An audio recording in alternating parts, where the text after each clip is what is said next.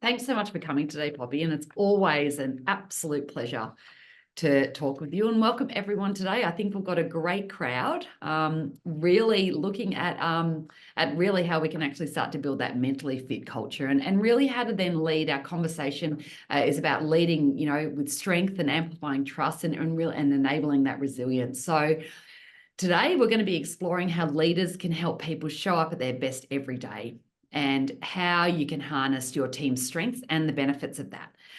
What breaks down trust fast, and how you keep your team trust strong. So everyday leader actions that lower stress to more resilient and high-performing teams.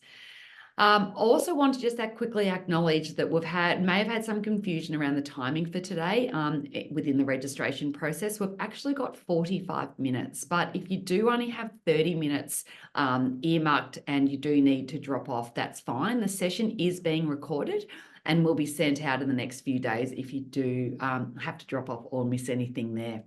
But please use the chat box today, put any questions in there, and if we have time at the end, I'll go through them. My beautiful colleague, Steph, is in the chat to direct any other issues or immediate questions that might also come up. So let's start off today with an acknowledgement of country, where we want to be acknowledging the traditional custodians of the land where we are all joining from. So for me, it's the Wurundjeri people of the Kulin Nation. And feel free to put the land that you are joining from in the chat just to share with the rest of the attendees today. And now over to the amazing Poppy Griffiths. Poppy, founder and director of UnlimitU High Performance Coaching. Poppy is passionate about enabling people, teams, and leaders to show up at their best for work and also in life. Neuroscience qualified professional coach and speaker, Poppy works with industry, business, government, schools, and elite sport clubs across Australia, New Zealand, and Asia Pacific. She believes people and their organisation will thrive when working in great cultures and with great leadership and positive well-being. She is a strong advocate for working parents, women in leadership, and good mental health for all. Poppy is an Are You OK ambassador and media spokesperson and previous board chair for Nutrition Australia. Prior to her starting her own business, Poppy spent 2 decades leading teams for global businesses in iconic brands, including Qantas and Swiss Wellness. Poppy has 3 young pups of her own, and is a passionate ocean swimmer, and also, I just have to say, a lovely long friend of mine as well. So welcome, Poppy. Oh, Nat, that is a very generous introduction. It's awful looking at yourself in an online camera and hearing that, but thank you. That's very kind. I'm so pleased. Thank you to you and SuperFriend for inviting me, and to everybody that's joined today. It's for giving up your time. Everyone's time's precious, and I'm really looking forward to this conversation. As Nat said, I really am passionate about enabling people, and if you have a leadership position at work, and if you don't, because I do believe everyone plays a leader throughout their family working life. There's many micro moments for leadership, and I'm really passionate about helping people show up at their best, which is what this Wellness by the Water Cooler is all about. So thanks for having me. A pleasure. And I just love the common denominators that you've got, from your amazing leadership, programs and the impact that that's had across so many industries over the years. And, looking at that strengths and focusing with individual strengths and how that can really be enhanced with team, and then leading into that, building that trust and how that then can be a protective factor against stress. So let's start by talking about our strengths in the workplace. What are some of the common strengths that you see in people? And could you even share a few examples of how these can manifest at work? Yeah, definitely. I think I'm such as, I guess, as a high performance coach, I'm a big believer in strengths development and the power that it can have for us as people, leaders, and in the workplace. And I think strengths, for those that aren't familiar with it, really came about in the late 90s, because there was really a team of scientists globally that really decided, what if we actually studied what is right with people rather than what's wrong? And this is really where strengths psychology was born. And it's been wonderful, because I think still today's society, as parents, even as leaders, we are often really focused on fixing weaknesses, looking for performance improvements through rectifying shortfalls. And strength psychology allows us to step out of that and really focus on our own and others' natural talents. And what strengths really are, if you like, are the natural ways that we think and we feel and we behave. And a lot of the time we actually refer to these as our personality and our character qualities. And when we can tap into these, when we're aware of them and we can tap into them and also harness them for others, on top of our technical skills. So we still need to obviously invest in our technical skills, the things we do, you know, in our jobs. But when we actually invest into our strengths, we're definitely more efficient, we're more confident, we make better sound, you know, we make more sound decisions. And we certainly drive engagement and productivity in the workplace. So I think that for your question around, you know, what would be some examples, if you like, of strengths, positivity is an example of, you know, one of my top 5 strengths. And people that have sort of, you'd all know those that are, you know, have a lot of positivity that they bring into the workplace. You know, they might be generous with praise, they're quick to smile, you know, they're always on the lookout for the positive, if you like, in the situation. And what we need to be thinking of with that as an example is like, where can we harness that in our teams and our workplaces? You know, those with positivity can actually be really excellent team members to resolve challenges, you know, or where there's project setbacks or the things that need to be overcome. So really thinking about how do we actually harness people's strengths? Responsibility is another really great strength. And that's people, I mean, those that have a really strong responsibility, they might take ownership of things more naturally. They're really good at carrying through on commitments. And I like to say they're often the people that drive accountability really well. So, you know, when we've got tight budgets, you know, high demands and things, how do you get the people with those types of strengths, you know, in the room, championing the teams and the success? You know, includer, I think we'd all know people that are includers and really inclusive. They're often the people that like stretch the circle wider, always finding ways to get like more people involved, more impact. They're often the great people to, you know, get involved in committees, initiatives, those sorts of things within the organisation.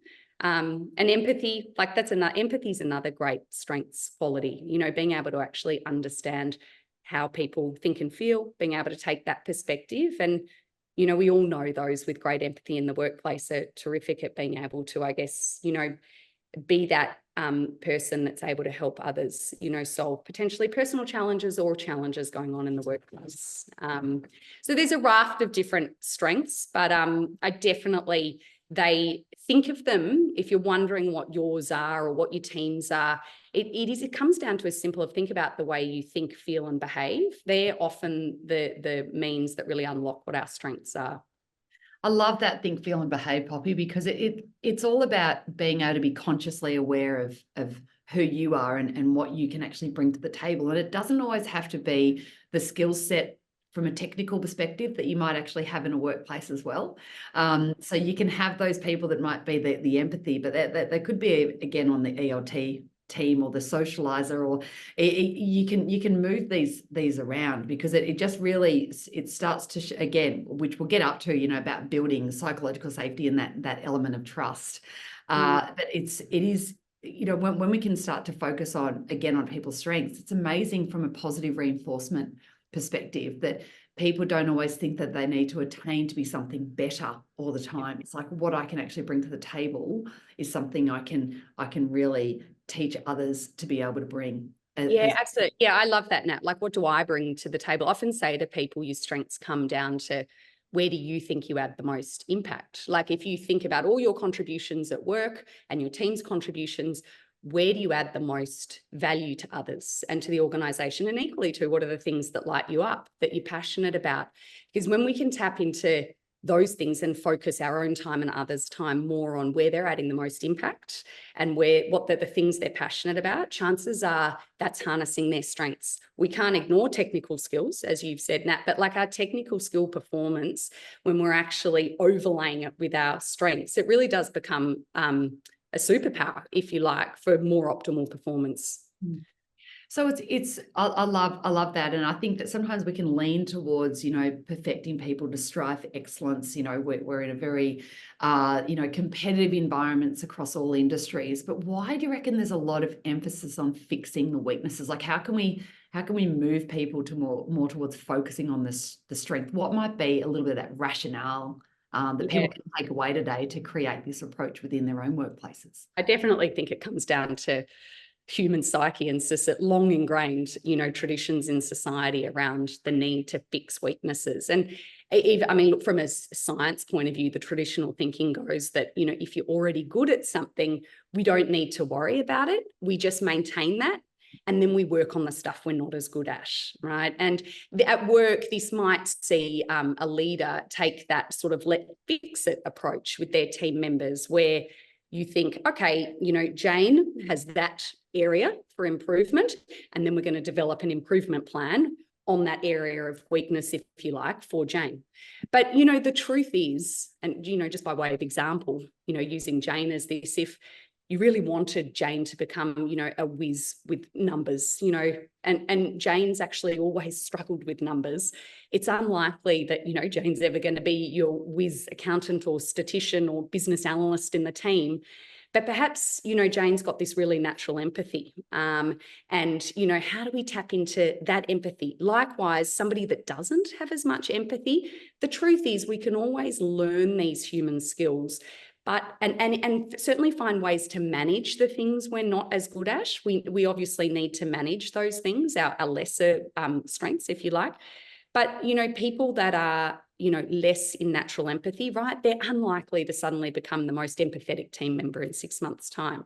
So rather than always sort of focusing on improvement and areas for development, it's not to say to discount that, but it's about how do we actually drive performance, engagement, enjoyment in our work and our teams by also focusing on what people are good at. Weakness, as I say, will not develop into people's top strengths, right? Your bottom stuff, it's never going to be your top strengths. But our natural strengths, the things we naturally do well, how we think, feel, and behave, they can keep developing infinitely. So the more time and effort, the more we bring these to life and help others to bring them to life, the better we perform, the better we get technically at our jobs as well. We teach that to our kids, don't we? Yeah. We teach to focus on, what they're good at, and then being able to control that area, what they feel good at, because then that's going to lead to even a more positive mindset. So that's what you're talking about, that psyche, because we need to have that self-efficacy about us, don't we? We need to have our belief system that creates that protective factor to then be able to, move into that growth mindset of looking sometimes at those challenges more so as opportunities. But if we don't have that strong foundation, or if we're not consciously aware of our strengths, it's very difficult to then move into, or to maintain that level of mental fitness to then move into those areas that we can start to build on things that we may not be as good at. I think the SuperFriend team know very much that my attention to detail is not as one of my strong points there, but there are many others that they are also focusing on. And also too, it's great knowing when, like, attention to detail is not your strength.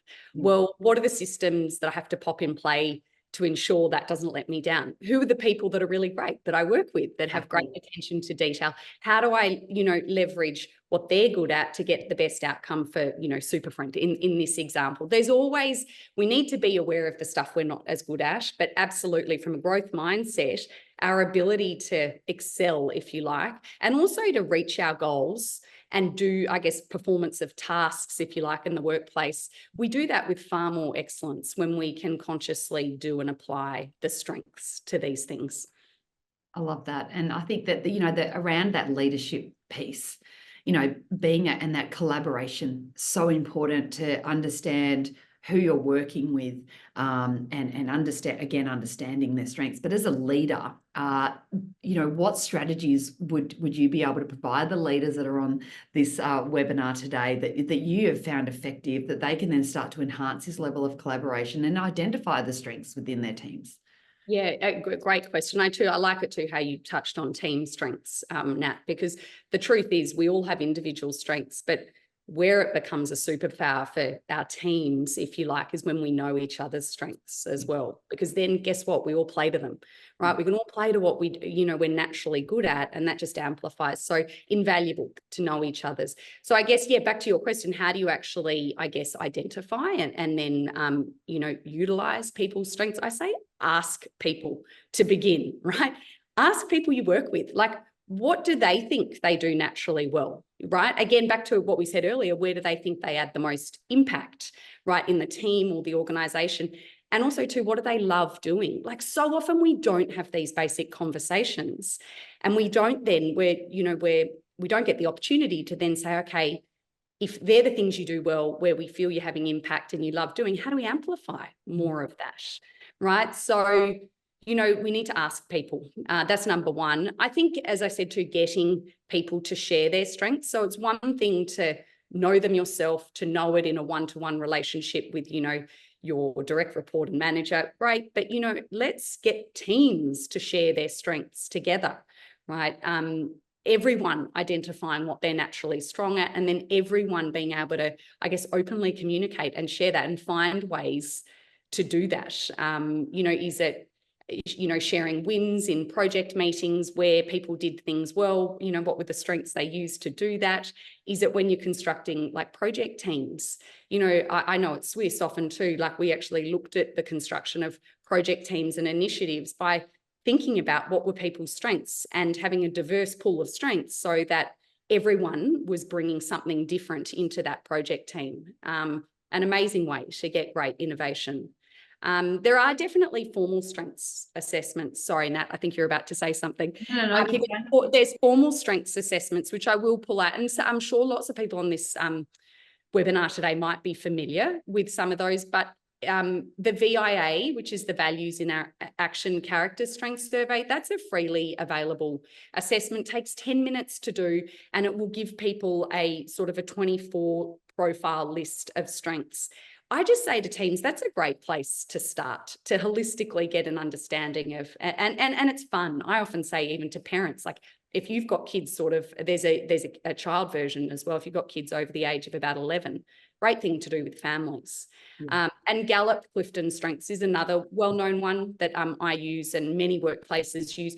That has more of a workplace lens on it. And what I love about when you do that strengths assessment is you find out your strengths, but it also provides really great insights into how you can use these strengths at work, if you lead, if you manage, if you're working with others, and also the blind spots, because like all strengths, they can go into overdrive. So I think we'd all know that, where, being a high achiever and execution can go into overdrive, and all of a sudden there's no like priorities, there's lack of clarity, it's just go, go, go. And you haven't actually paused to actually, cross-check the direction that the team's going and is everyone aligned. So those strengths assessments it can be helpful as well. And I just say build a culture, like find ways to build a team culture where everyone can play to their strengths. That might be one-to-one feedback conversations, right? Give strengths-focused feedback. I loved how you presented the opportunity and the risks to the executive team. Like, how can you do that more often,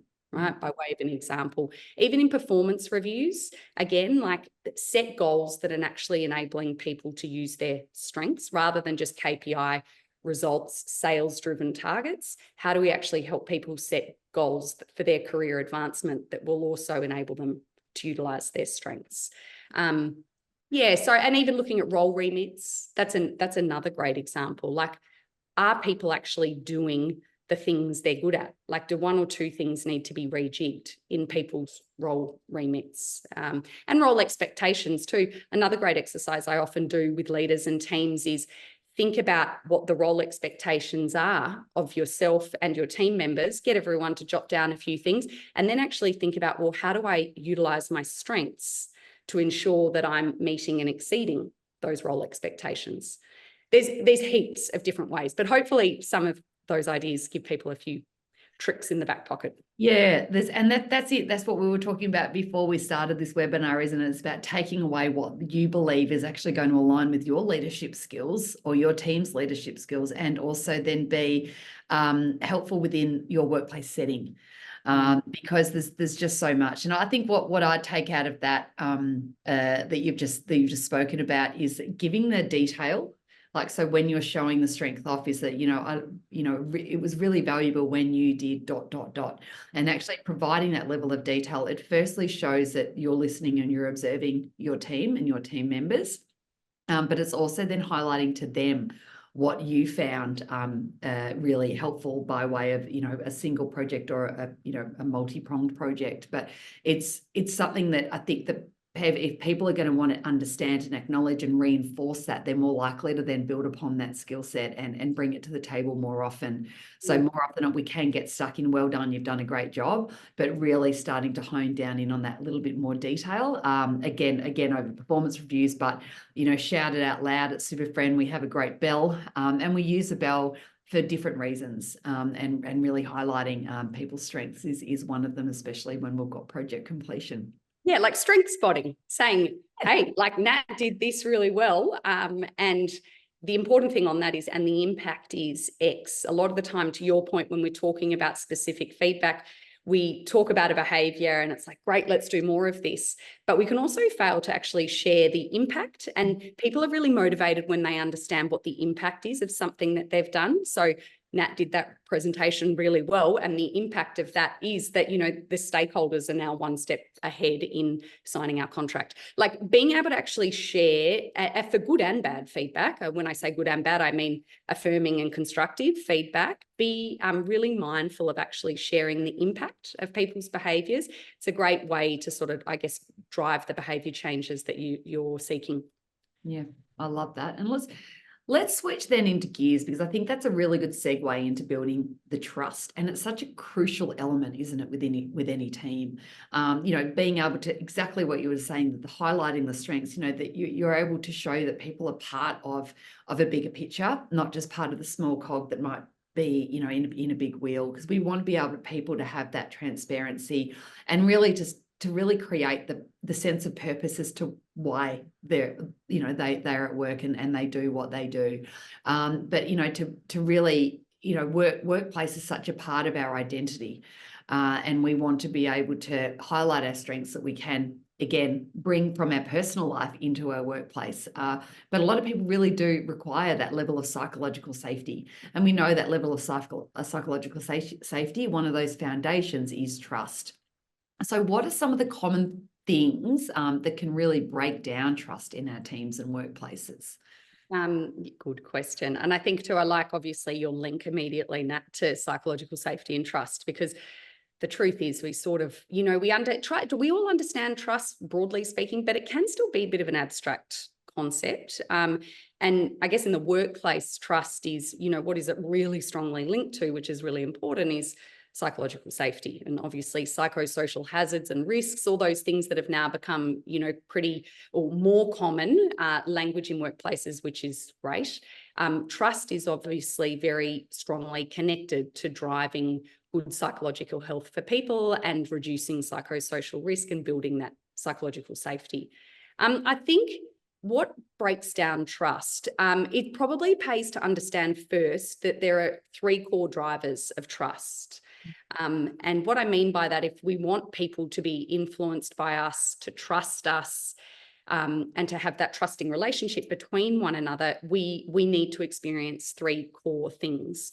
Authenticity, right? So authenticity, and I should disclaimer, actually, this work, the three drivers of trust, if you think about a triangle, was actually done from Harvard Business School, from Anne Morris and Francis Frey, who are very well known in this area around trust. And they talk about the core drivers of trust being authenticity.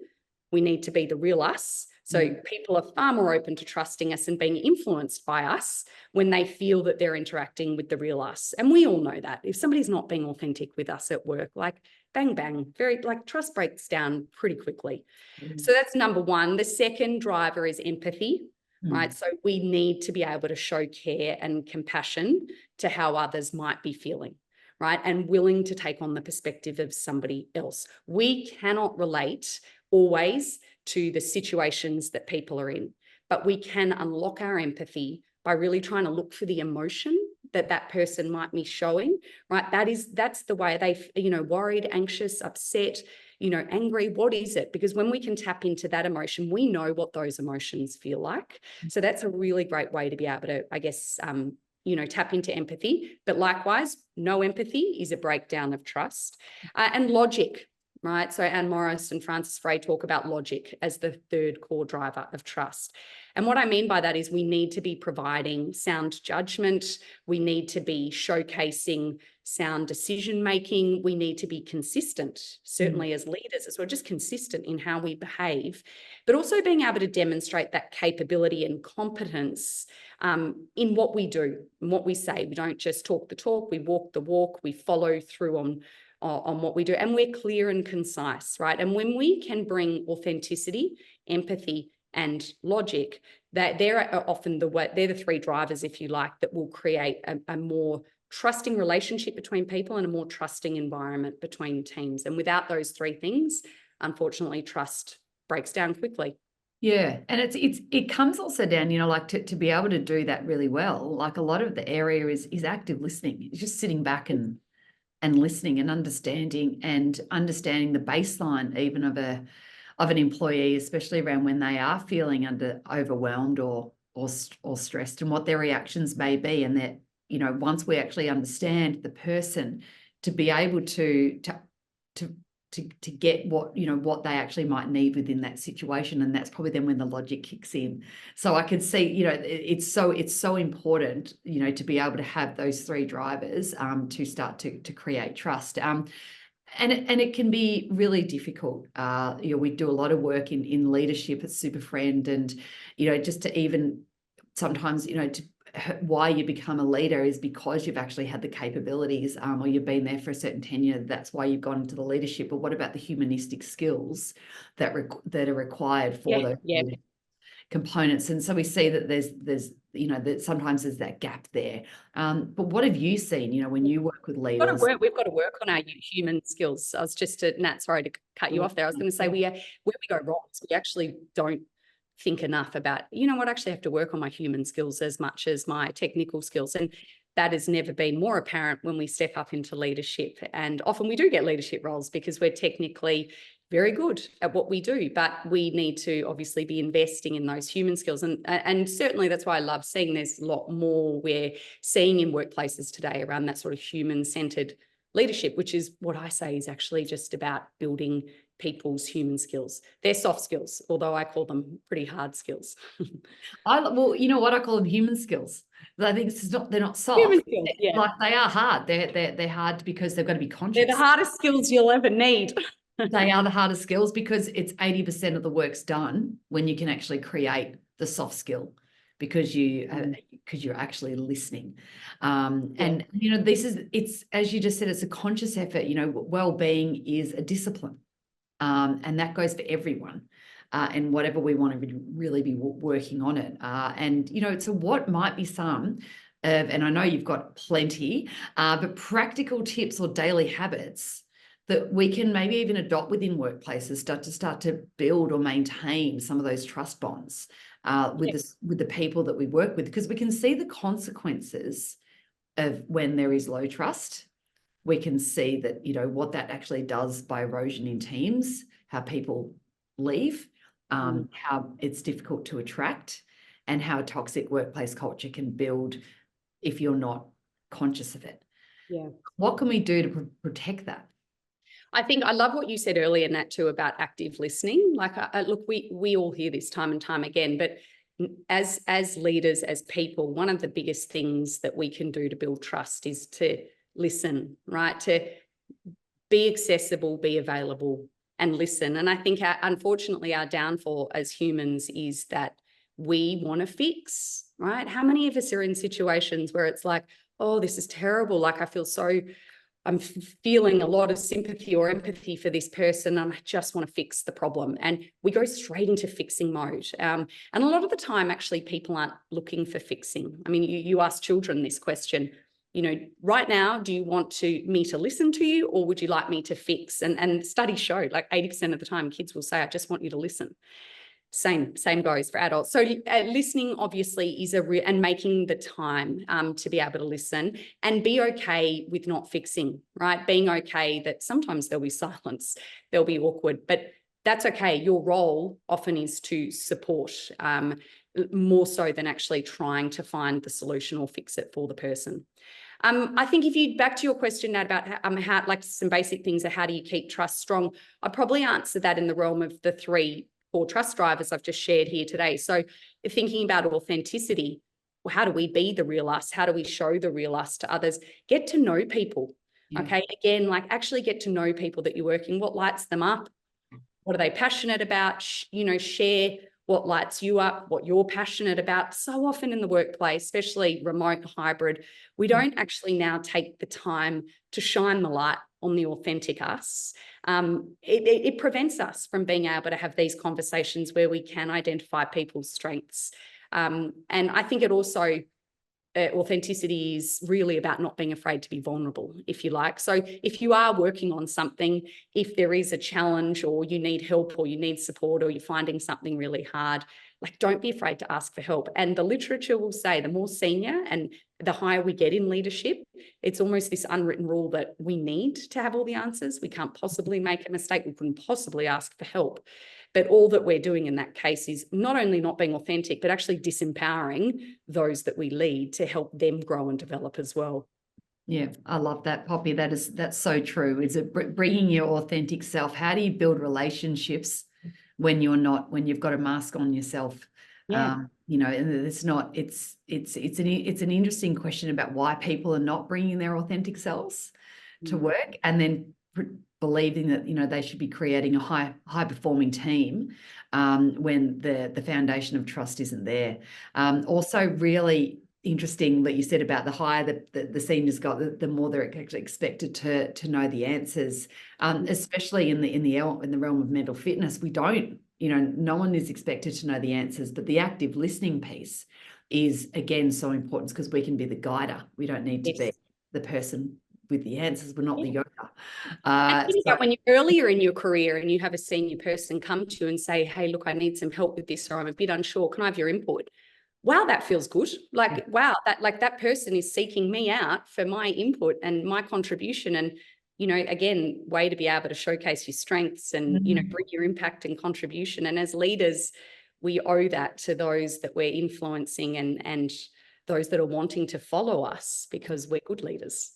I was going to say, Nat, the other thing, how to keep team trust strong, just quickly, is around logic. Come back to facts. I often say, especially for people who are very high on empathy or situations might be getting like emotional, coming back to facts can be, getting emotional or trigger an emotional response in us.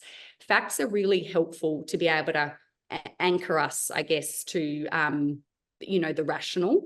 And when situations are emotionally heavy, to be able to step out of the emotion and to be able to think about, well, what facts can I draw on to remain objective? Like even conflict situations are a great example of this in the workplace, where we can go down that emotive route, or we can actually come and draw on that facts. And I think in that, sometimes we do need to forget about our ego, and we need to focus just on what's in front of us. What is that human being telling in front of us? And often what we hear from somebody can be more of the story, I guess, and more of the factual data that can inform how we then go about responding and building that trusting environment. So coming back to facts is a good reminder. Yeah, and we see a lot of that relationship breakdown occurring because of emotive responses and the mismanagement of that emotive responses, which again comes back to one of those drivers around empathy and active listening. Is that part of the active listening is just to sit back and literally listen. And it probably moves again into your third area really nicely as well, around stress, because when we're finding ourselves in that fight or flight response, the whole of the prefrontal cortex, that's not getting the blood flow that we normally have, and that's where we have our emotional regulation. That's where we have our decision-making process, our organization, our problem solving. So when it's all going, the blood's going to the limbic system to get us out of this situation that's driving the stress. It's not uncommon that we start to see some of these emotive reactions. So this is an area that can really derail us, can't it, as a team, and derail our success. So what do you think are some of the main causes of rising stress levels in the workplace? I think the way I think about that is actually helping people to understand how and why we feel stress. And you touched on it a little bit before about, being that emotively hijacked, and then limbic system kicks in and, all of a sudden we're fight, flight. We can't cognitively process things. We don't bring the best of ourselves, right, for ourselves or others. So it's good to actually understand how and why we actually feel stress. And as humans, we're really social creatures, and we need to experience things, if you like, in our environment to be able to feel balanced and calm, and to be able to perform well. And equally, when we don't experience certain things within our interactions with one another, this actually causes our stress levels to rise. And what's happening then is we go into that threatened state that Nat, you mentioned. We're driven by hormones like cortisol, adrenaline, dopamine, all of that. What I find understanding stress one of the most useful models around what are the things you like that we need from one another to bring our best selves and to lower stress is by Dr. David Rock from the Neuro Leadership Institute. And he talks about the SCARF model, right? And what the SCARF model basically is it's an acronym for the things that we each need to be our best balanced, calm self with less stress. And what SCARF stands for is status, certainty, autonomy, relatedness, connection, and fairness. And when we don't have and we don't experience these things in our world, so in our workplace, in our teams, in our interactions, we actually are really rising, I guess, that cortisol, that level of threat. Whereas when we do experience a level of, okay, I have a level of status, I have that level of certainty, I have some autonomy, et cetera, we actually are able to be more in that sort of reward, balanced, calm state. And often what's happening in teams where stress levels are going up is that we're not actually thinking about, do the people in my team have status, certainty, autonomy, connection, and fairness? Like, are they actually experiencing these things in their interactions and in our team environment every day? And a great way to start there is actually just to think for yourself, what level of status do I need? And status isn't always about hierarchy in our job, right? It's about feeling contribution and impact. What do I need in my day to feel like I'm having contribution and impact, right? Certainty and autonomy, a little bit more self-explanatory, like relatedness. What are those moments where we can connect with one another, and fairness? And I can talk, Nat, if you like, a little bit about, what those mean. But I think the best way to begin with what causes stress in teams is to actually understand how, as humans, we respond and what we need. And it's really important when we're trying to lead high-performing teams and create this optimal environment and healthy workplace where everyone feels their best. We need to be making sure that people have they are experiencing these SCARF things, and they're really social qualities, if you like. And I love the SCARF. I think that's such a great area, or somewhere you could place that in an office, or again on your intranet if you are a hybrid workplace, and creating a way to ask yourself that question about, what am I getting? Am I addressing these elements, these qualities that are going to be able to bring down my stress? Yeah. And what I like too about what you've said there, Nat, is it starts with us, right? Yeah. It starts with the self-awareness of us. So if you're feeling a level of stress, you've got to ask yourself, what do I need? Think of SCARF. That will help, and knowing that getting those things will help reduce stress, right? And when we understand those things for ourselves, we're actually more likely to role model those behaviors and create an environment where others will have those things too. And immediately we start to create a more conducive work environment with lower levels of stress. I love that. So it's that social norms approach really starting to build in, that we can overlook the power of that. Lastly, before we go to questions, Poppy, any other solutions that you might want to throw in? You've given some really practical tips and strategies today, some really good insights. I'm pretty sure some good books to read. But any of your top tips, key takeaways about solutions on reducing stress and building? Good. Oh gosh, so many. All right, just top tips. I think with certainty is one of those things that often we don't have all the information that we want, and there can be times of, a lot of change, restructuring, uncertainty. But it's really important that we recognize, what is the information that I can provide people? What are the controllables that are in my control, that I can actually share with others, so that others can, predict the future, if you like, or predict what's coming to the best extent that we can. And it's okay to be able to say in that certainty, there's uncontrollables and uncertainty, and I don't have that information yet. But I think a lot of the time where we're going through volatility, change, complexity, we can forget the power of giving our team certainty. And whatever information, whatever transparent information you can give, sometimes as leaders, we think, oh, that's probably not that important. But if you asked your team, being harnessed with that information might actually make a really positive impact on them. And because without all the information, what we actually do is our brains start playing out the worst case scenario. Filling the gaps, isn't it? Yeah. Yeah. The circle of control, like what a fabulous tool that can be about, you know, what's in my element of control, where am I actually placing all my energy in? More often than not, when we do feel that we're out of control, it's more because we're actually focusing on outside our circle. Yeah.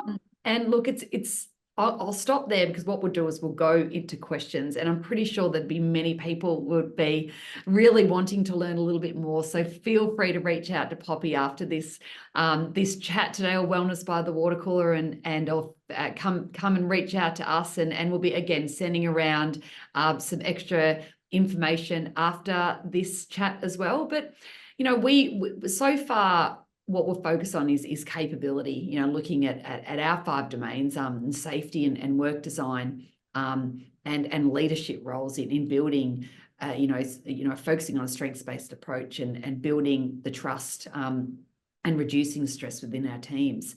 You know, the last is the area someone's actually asked here is, how does connectedness play in these roles? Like, I'm pretty sure you've answered it, but, you know, how do we prioritize and form, again, those continual and sustained strong relationships? Yeah, I love that. Great question. Thank you. I mean, connection is just, we all know connection is just so integral. I mean, to be able to have genuine, meaningful connections, it's like the antidote of being lonely, and not connecting, which we hear a lot more around loneliness. Connection has never been more important. Like we are often say we're connected, and yet we're so disconnected. And it's about finding those, I guess, and actually to say, Nat, too, you would know this. I mean, of course, according to Maslow's hierarchy of needs, right? Connection and having that belonging and that connection with people is actually the number 3 must have for our survival. So beyond, you know, food, water, and safety, we actually need connection with other people to be able to survive and thrive in our environments. So I think a lot of the time it's about trying and find those micro connections. So as a leader, you know, as a team manager, as a leader, as an organization, what are the moments that you are able to find micro moments of connection for people, where people are able to genuinely and meaningfully connect? Okay, that's where true connection comes. And I know, I'll give an example actually that we did really well at Swiss in my 5 years that I was there. Is Swiss actually asked team members around what would create good connection, how would they like to connect with their colleagues, and they gave some examples, right? And it was there, I remember there were a full variety of things like upskilling workshops, you know, hearing from you know, speakers, but there was swim group opportunities, there were mindfulness classes. There was a real variety, and what they tried to do is, I guess, tap into a broad range of interests. And they actually asked people what would be most valuable to you by way of connecting with your colleagues and peers. And they put it to everyone in the business. And from that data that they were able to gather, that's actually how they created their, I guess, engagement micro moments of connection, by tapping into the interest areas that the people in their organization actually wanted to do. So I love that. We've got 1 minute to wrap up now, but can I tell you my key takeaways, because I just love that. And I'm very, for those who do know me, I'm very strong on the voice of the collective. You know, that is so important about connection, is that once we can actually get the understanding of what everyone else would like, how they would like to see it, that's just going to build trust. It's going to, again, it's going to highlight the strengths-based approach. It's also going to then be able to reduce, to embed that resilience within an organization. I love your 3 key drivers. I think that it's a really simple recipe for leaders to be able to utilize around the authenticity, empathy, and logic. I love the SCARF approach, and being able to have that somewhere within an office is a really important area. And then having those interrogative mindset or growth mindset questions that team members can actually ask themselves. So that, to me, is the crux of what you do and how you do it, that just makes your program at UnlimitU just so powerful and so great. I love your summary, Nat. Thanks for summarising for everyone. Top notch.